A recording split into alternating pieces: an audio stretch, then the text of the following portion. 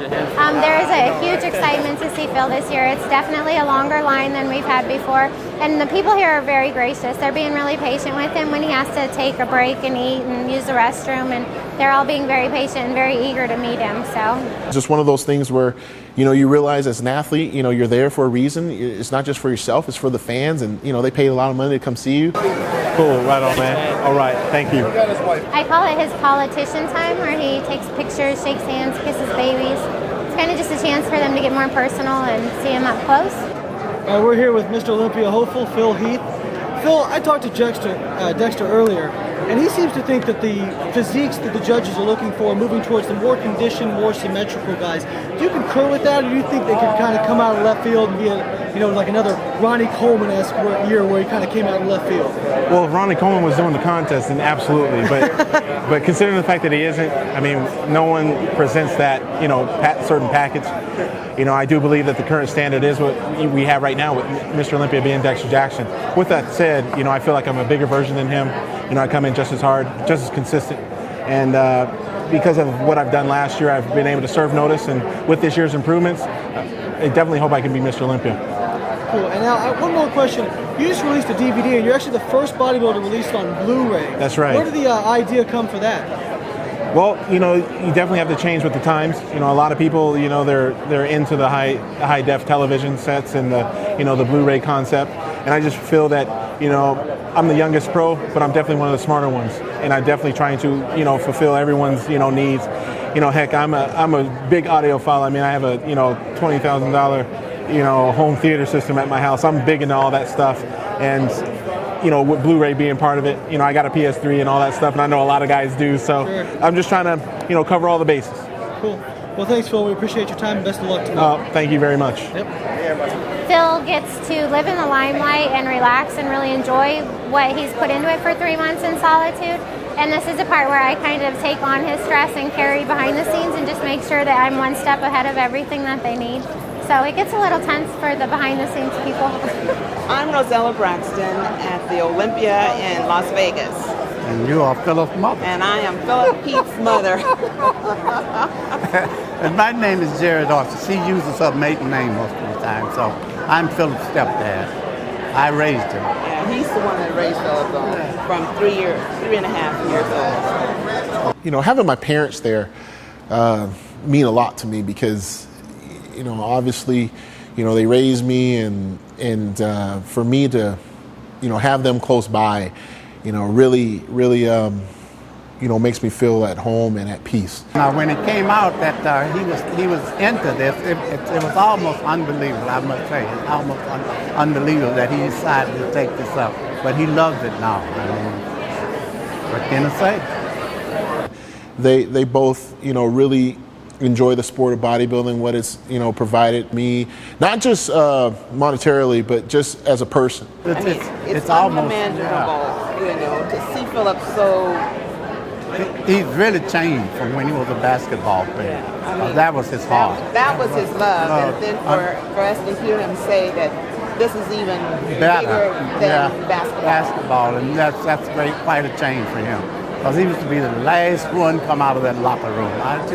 We would just get so upset because everybody would have come out of that locker room but Philip. We would be the 2 pounds still waiting on him to come out of that locker room.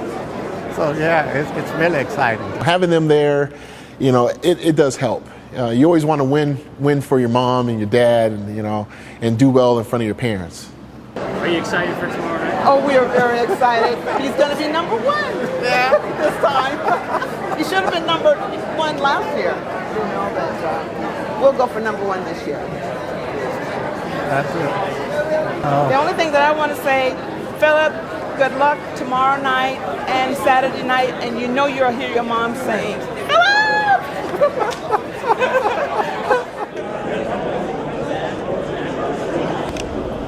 He ain't got no glasses. Sorry, everybody has a nickname in my world. You see, he ain't got no glasses no more. I know, I saw him yesterday.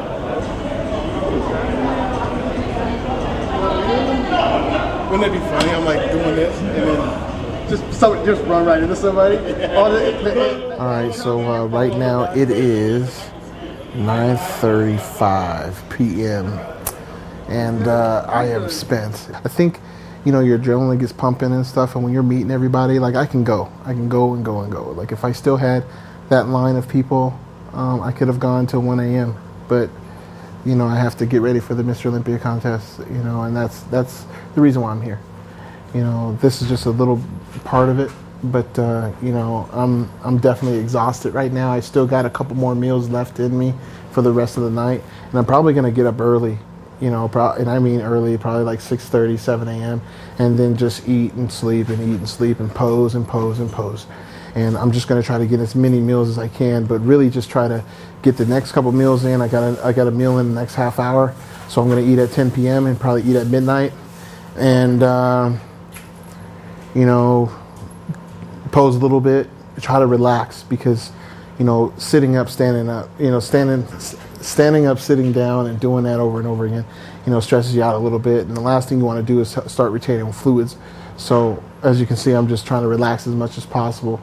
And, you know, I'm pumped. I mean, a lot of people came to the show, you know, expecting me to do well, expecting me to win. So I'm going to definitely, you know, count on my blessings tonight and just hope for and pray for the best. After the Meet the Olympians, you know, I ended up going to grab some more food and trying to prepare. And I started noticing that throughout the week, the minute I got there on Monday, I started losing a little bit of weight, and it was getting starting to lose a little bit more rapid than I wanted to. And mind you, I'm ingesting about 10 to 12 pounds of food per day. We're talking at least 12 ounces of cooked beef, chicken, fish for protein, and at least the same amount for rice and potatoes. And that's a lot of food. And normally, you know, if you're ingesting that much food per day, you're not going to be losing like 3-4 pounds like per day. And that's what was happening.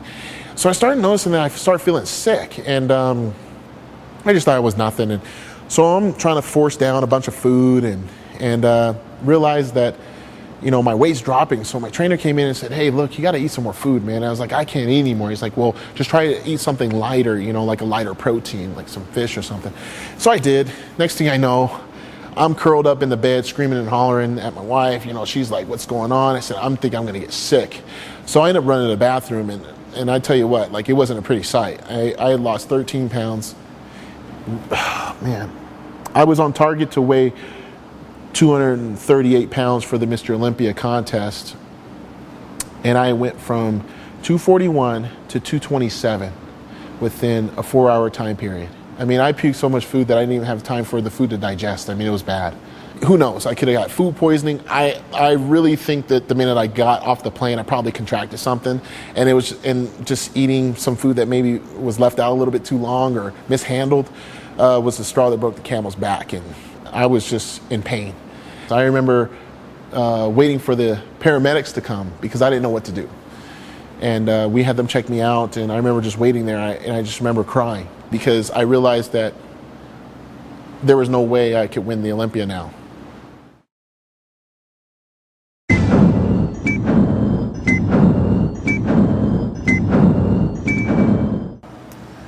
So during day number 1 at the prejudging, I went backstage and I just had to, you know, try to psych myself up. Really backstage, I just tried to pull an old trick that was used by some old bodybuilders like Kevin Levrone, and just get in the other minds of the bodybuilders, and just, so I walked in there with freaking McDonald's.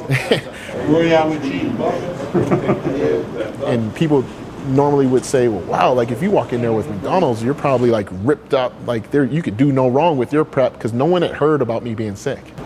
I'm eating and stuff, and the only person who knew was Jay Cutler. And the main reason why I was trying to nibble on some cheeseburgers and stuff like that, which I didn't even get to eat the whole thing, was for the sodium, so then I could actually have some type of fake fullness, so then I wouldn't wither away on stage. What's going to happen? You guys will be individually introduced. All right, you'll walk out to the yellow box in the center of the stage. The head judge will call out your mandatory poses. So it's not a free pose. They'll come out, you know, front double bicep, lat spread, hit them. You'll then exit the left side of the stage. You'll enter on the right, exit on the left. All right? We're then going to bring you guys out in 4 different groups for your quarter turns. 1 through 6, 7 through 12, 13 through 18, 19 through 23. Okay? As 1 through 6 finishes their quarter turns, they exit the left side, come around the back of the stage to where you started. Same thing with the second group. Third and fourth group will stay over there.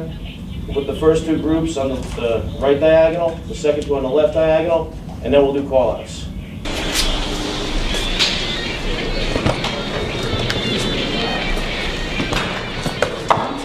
It says this: I lift up my eyes to the hills. Where does my help come from? My help comes from the Lord, the maker of heaven and earth. He will not let your foot slip. He who watches over you will not slumber.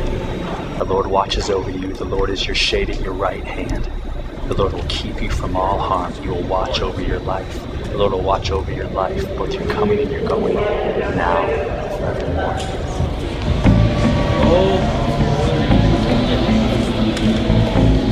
Yeah.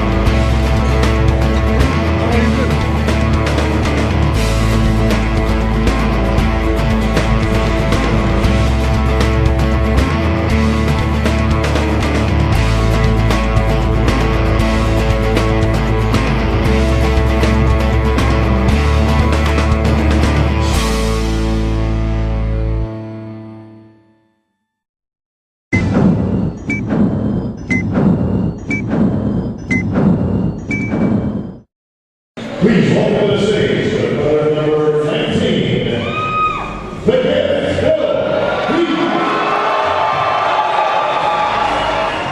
I felt okay during the first round, and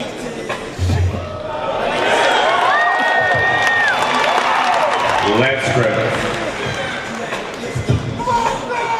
in my mind, I knew that the shots, the power shots that I normally have, they just weren't as effective as I had wanted them to be, and I could feel it in my legs, really. People knew that wasn't me.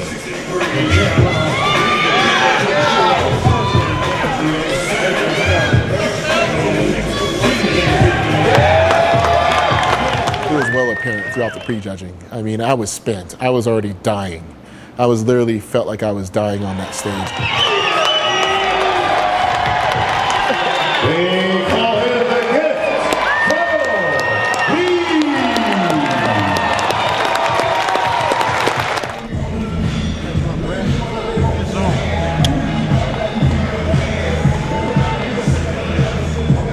Test. 2 more rounds to go.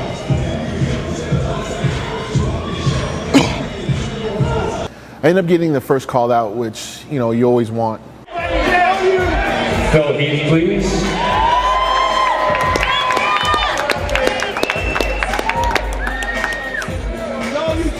Tag green. Gentlemen, corner 2 to your right, please. And I've always been a part of the first call out, so it gave me a lot of confidence to be a part of that. And I started noticing that, as we're posing next to each other, other guys, I started start fading, and usually what that means is muscle groups start to literally fade away. Normally, you want to be as full as a house without the necessary nutrients, the carbs and the protein that I pretty much lost literally in the toilet. I didn't have enough. My muscles just were flat and just depleted.